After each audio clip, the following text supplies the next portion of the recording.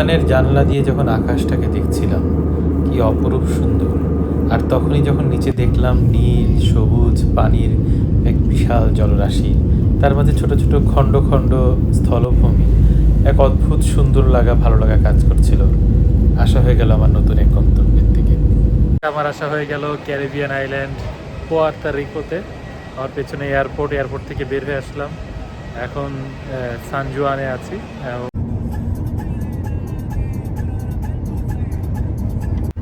Airport থেকে বের হয়ে প্রথম কাজটাই হলো আমি ঘুরতে চলে যাব। কোনো হোটেল এখনই চেক ইন করবো না। তো যাচ্ছি আমি ওল্ড সান জুয়ানে। এখানে গলি ঠিক আমাদের পুরান ঢাকার মতনই সরু, তবে পুরান ঢাকার মতন না, অনেক পরিষ্কার পরিচ্ছন্ন। আর সরু সরু গলি দিয়ে ওয়ান ওয়ে রোড দিয়ে গাড়িগুলি যাচ্ছে। তো মানে অন্যরকম একটা অনুভূতি। আসলে খুব পরিচ্ছন্ন জায়গাতে কিভাবে আসলে ওয়ান ওয়ে রোডগুলিতে মানুষ চলাচল করে এটা দেখতে পাচ্ছি, এরকমই বলা যেতে পারে। মানে পুরান ঢাকাকে কিভাবে পরিচ্ছন্ন দেখলে যেরকম লাগবে, এরকম একটা ব্যাপার। আমি এখন আছি পুয়ার্তো রিকোর সান জুয়ান। পুয়ার্তো রিকো দেশটির রাজধানী সান জুয়ানের সবচেয়ে বিখ্যাত জায়গা সেটা হচ্ছে ওল্ড সান জুয়ান। ওল্ড সান জুয়ানের অন্যতম বিখ্যাত জায়গা হচ্ছে গিয়ে ফেলিপে মরে এল মরে। এই ফোর্টটা হচ্ছে, অর্থাৎ এই দুর্গ, এটা হচ্ছে গিয়ে প্রায় 500 বছর আগে বানানো স্প্যানিশ একটি দুর্গ।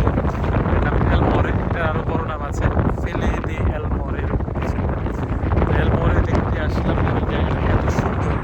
এদিকে থেকে সান জুয়ান যে সাগরের পাড়ে এই এটা বানানো,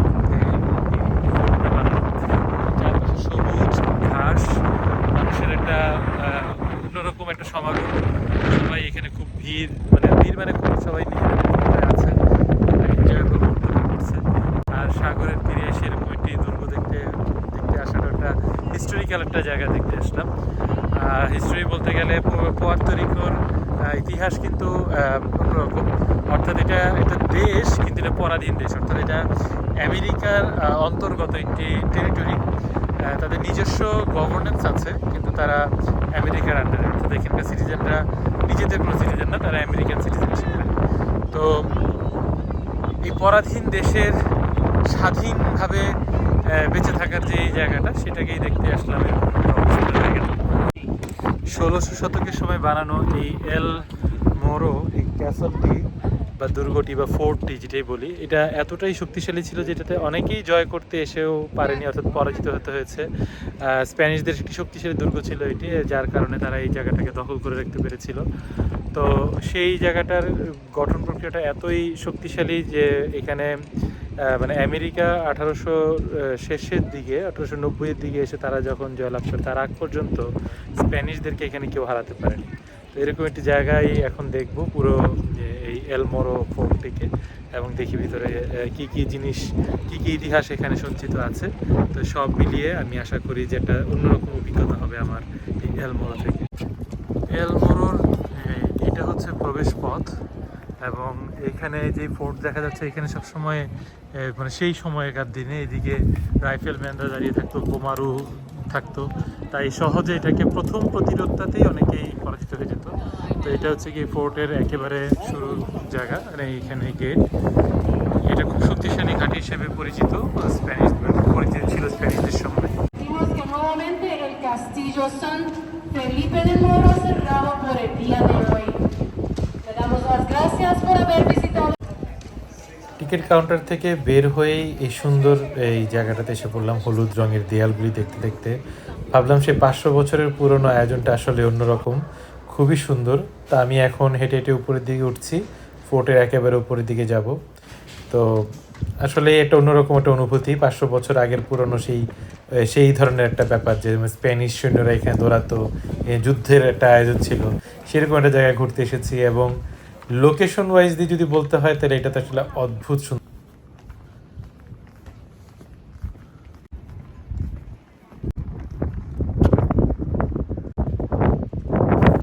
মনে হলো যেন নীলাভের কোলে ভেসে থাকা এক নীল কোনো কবিতা। এতই সুন্দর লাগছিল সময়টুকু, খুবই অদ্ভুত এক প্রশান্তি এনে দিচ্ছিল মনের মধ্যে।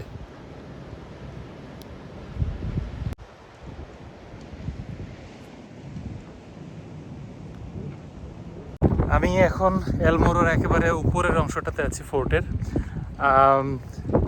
খুব শাইনি একটা জায়গা, খুব সুন্দর লাগছে। একপাশে সাগর আর একপাশে এই দুর্গ, আর অপূর্ব সুন্দর এক দৃশ্য দেখতে পাচ্ছি।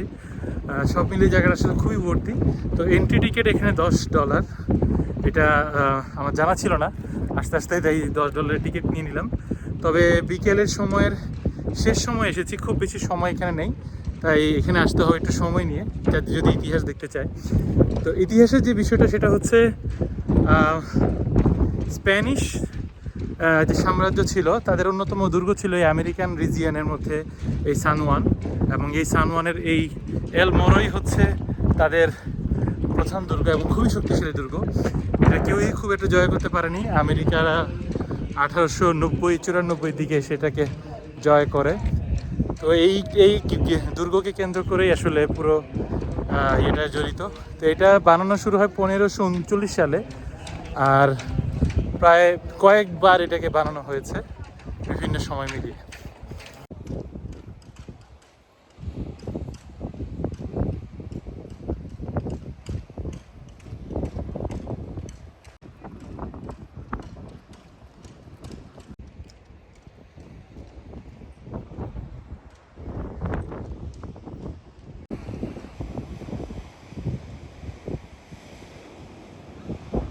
খুব সুন্দর জায়গা বলা যায়।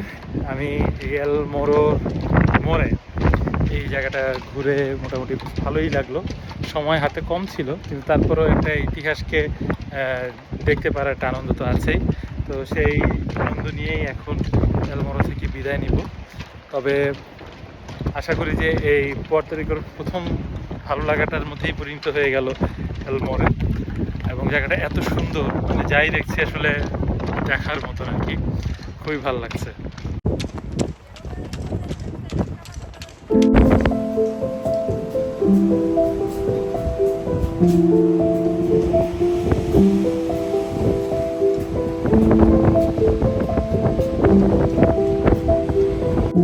Thank you very much for visiting our park and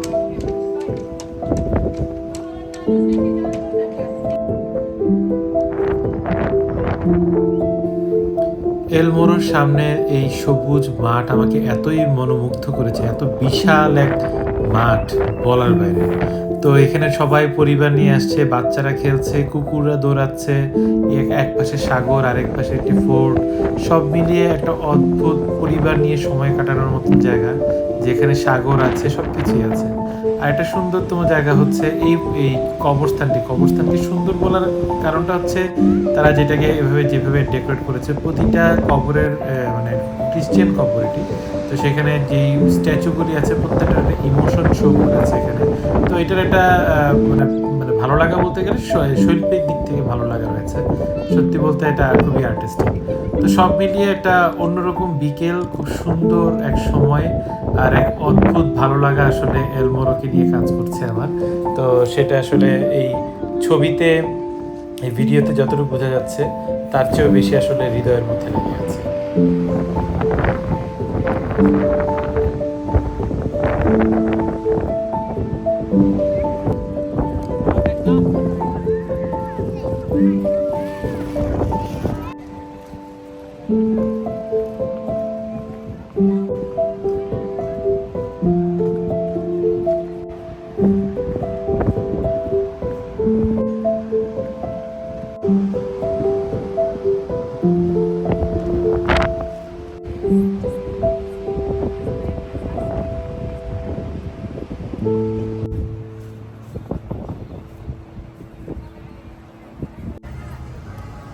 এটা হচ্ছে প্লাজা দো কোয়েন্টেরো।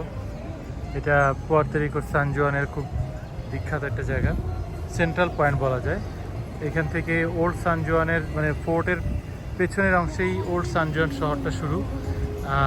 রাস্তা একটু সরু, তাই এখানে গাড়ির জ্যাম থাকে।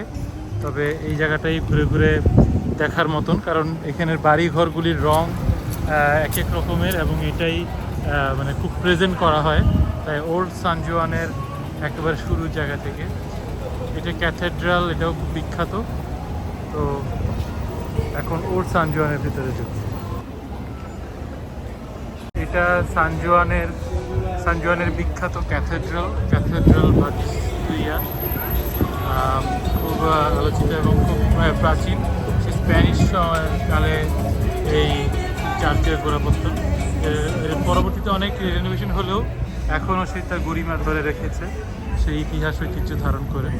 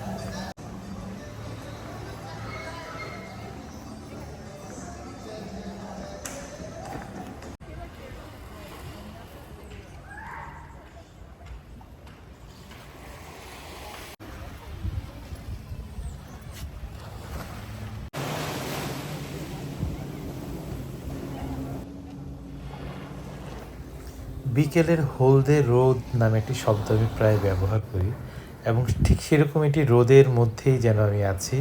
একটা মিষ্টি একটা রোদ, সাগরের পার, আর সান জুয়ান সাগরের পার থেকে আসা এই বাতাস, আর তার সাথে পুরনো সেই 500 বছর 600 বছরের পুরনো এই শহরের এক আভিজাত্য, সব মিলিয়ে এক অন্যরকম ভালো লাগা কাজ করছে আসলে এই সান জুয়ানের এই মুহূর্তটাতে, এই বিকেলবেলায়।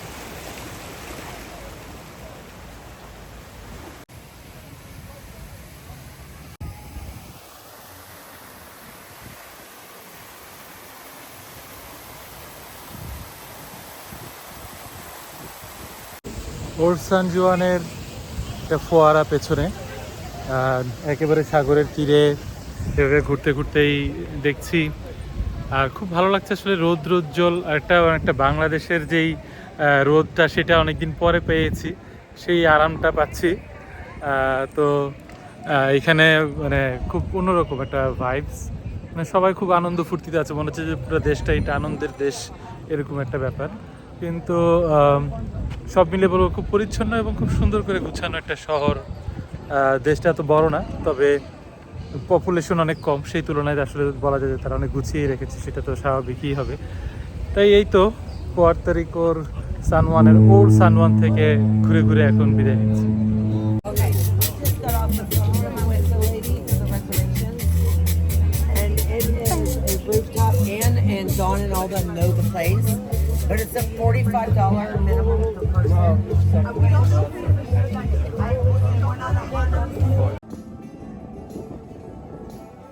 সময় হয়ে গেল সান জুয়ানের ওল্ড সান জুয়ান থেকে। এই ওল্ড সান জুয়ানটা হচ্ছে এত আধুনিক, এত সুন্দর, বলার বাইরে। মানে তার পুরনো আর্কিটেকচার, এখানে স্প্যানিশ আর্কিটেকচারের সাথে বর্তমান আধুনিকতার একটা মিশেল আছে। তো এরকম রাস্তাঘাট ঘুরে হাঁটতে হাঁটতে এখন চলে যাওয়ার সময় হয়ে আসলো। তো খুব ভালো লাগার একটা মুহূর্ত নিয়ে ওল্ড সান জুয়ান থেকে যাচ্ছি। খুব সুন্দর, মানে এক পাশে যেমন সাগর, এক পাশে একটি বাজার শহর, এরকমই সব মিলিয়ে ভালোই একটা অনুভূতি।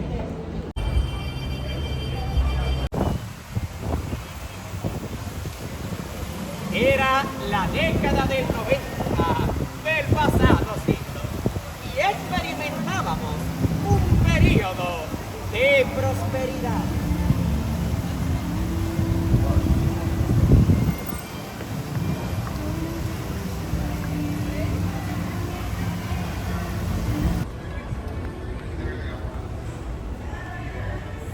এখন আছি ক্যাফে পুয়ার্তো রিকো নামে একটি রেস্টুরেন্টে, পুরোপুরি পুয়ার্তো রিকোর একটি রেস্টুরেন্ট। একটু পুয়ার্তো রিকো খাওয়ার একটা ইচ্ছা জাগলো, তাই সেটা টেস্ট করবো এটাই ভাবলাম।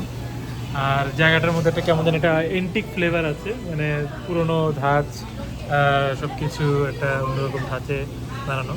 তো দেখি কেমন লাগে খাবার দাবার এখানে, আশা করি খারাপ লাগবে না, পুয়ার্তো রিকান ফ্লেভার পাবো আশা করছি। একেবারে সাদা ভাতের সাথে চিকেন স্ট্যাক এবং সাথে সস, এটাই একটা খাবার। এখন শুরু করবো তাহলে এই পুয়ার্তো রিকান ডিশটা। এটা একটা স্প্যানিশ ডিশ, পুয়ার্তো রিকান স্প্যানিশ। সাথে একটু হট সস মিক্স করে নিয়ে এই চিকেন স্টেকের সাথে রাইস খাবো।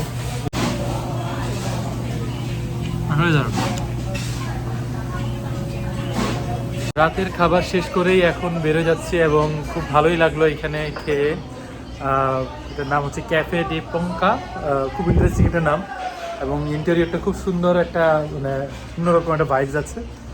তো খাওয়া দাওয়া ভালো লাগলো, এখন যাচ্ছি, একটা আরামের ব্যাপার আছে তাই একটু হোটেলে যেতে হবে, ঘুমাতে হবে। তো সেইভাবে এখন যাই এবং পরবর্তীতে দেখা যাক। আজকে আর কিছু না, আজকে ঘুমাতে হবে, কালকে সকালে একটা বিশাল জার্নি আছে, তো সব মিলাই দেখি কী করা যায়।